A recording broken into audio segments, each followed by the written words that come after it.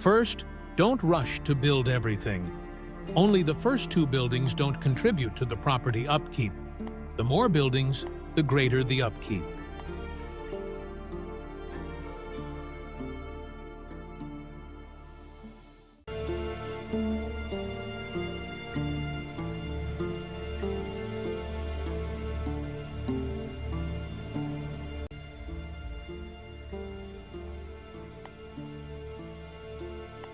Second, try to buy a monster that has protection and weakness elements as the starting monster, even though the value is negative, because this will be useful when breeding to create a hybrid monster.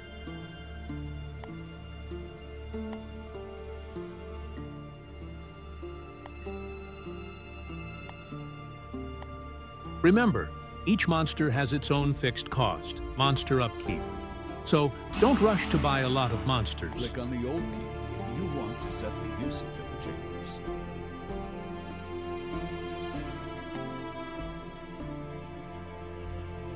You can buy meat from local hunters. Third, save and load.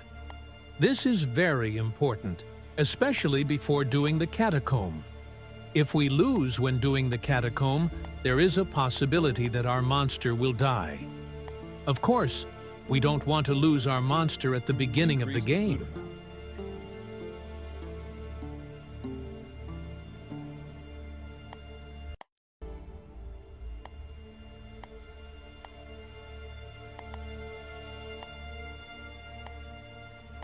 The prizes from the catacombs are crucial to ensure our financial condition improves in the next rounds.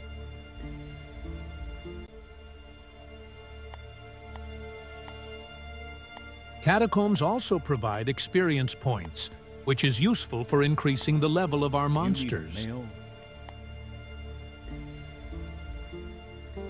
be a monster breeder's.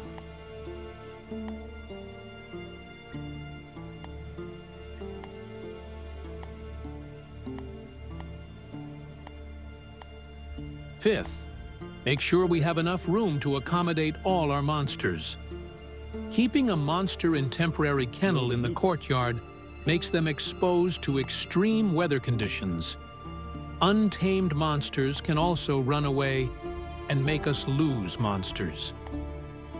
Sixth, make sure we check closely related monsters. Make sure we do not combine monsters that are still closely related, because it will result in offspring that have many negative debuffs.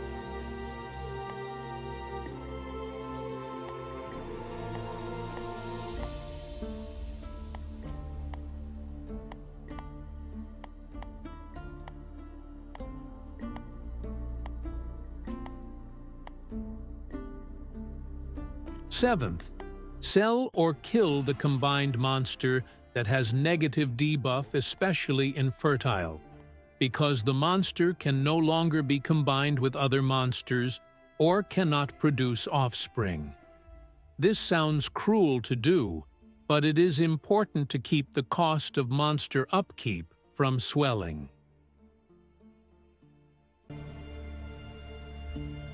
Eighth, do surgery, vivisection, at least once for each type of monster. This is useful for unlocking research, especially combat surgery.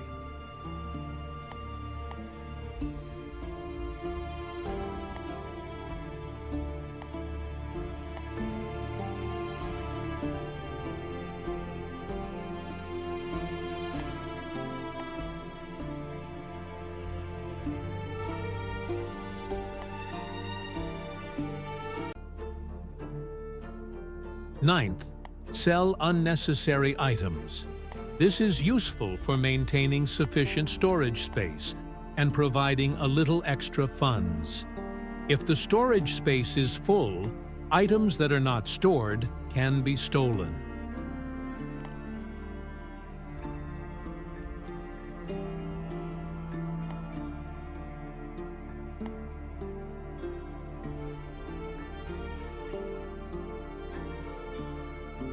Tenth, do an expedition if you have extra money. Expeditions are useful for opening more tournaments that can give us more prizes. There is no need to force yourself to do an expedition because the costs are expensive. Do this only if you have extra money to spend.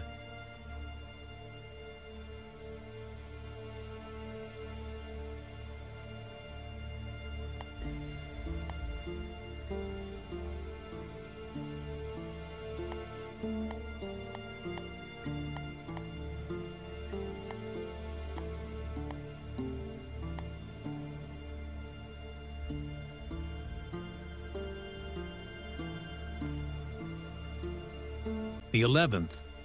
In May, there is a guild's fair that sells rune stones and spell scrolls. These items are very important because they can increase the status of our monsters, especially those in the egg and juvenile stages. When we have built a monster lab, rune stones and magic scrolls will greatly affect the final result of the monster combination process. Don't worry. We only need to buy it once for each item, and the results are permanent.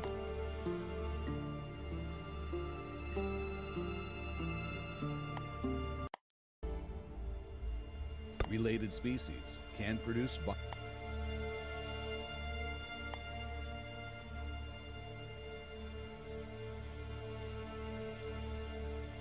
The runestone of purity will reduce the progress bar of abomination illness. This is very useful to keep our monsters alive and reduce the negative effects of the results of monster merging. While the runestone of taming will increase the progress of our untamed monsters. If it is 100%, then our monster becomes tamed. While the runestone of the breed will increase our monster litter, the higher the monster litter, the more offspring will be obtained from the monster merging process. Meanwhile, the magic scroll is useful to increase the status of our monsters without having to level up. By using magic scroll, then we can create offspring that are stronger than their parents and can be directly combined again to get even better results.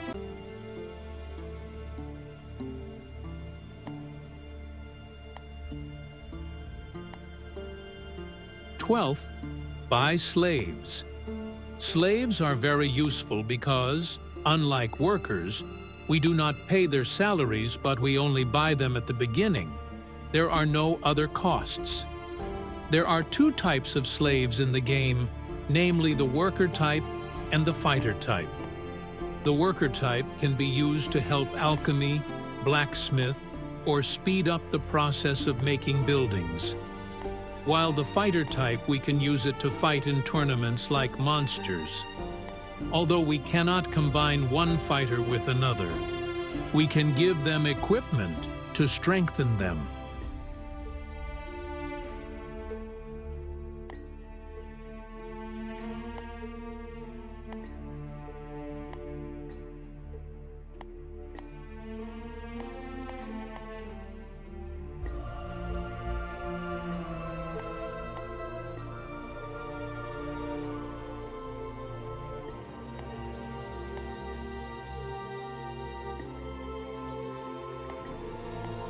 We can kill our worker-type slaves and use blood potions to obtain human blood potions. This potion is very useful to use on egg and juvenile creatures to increase their environmental resistance, but most importantly, provides a bonus in the form of additional skill points. The more potions are used, the more additional skill points are obtained.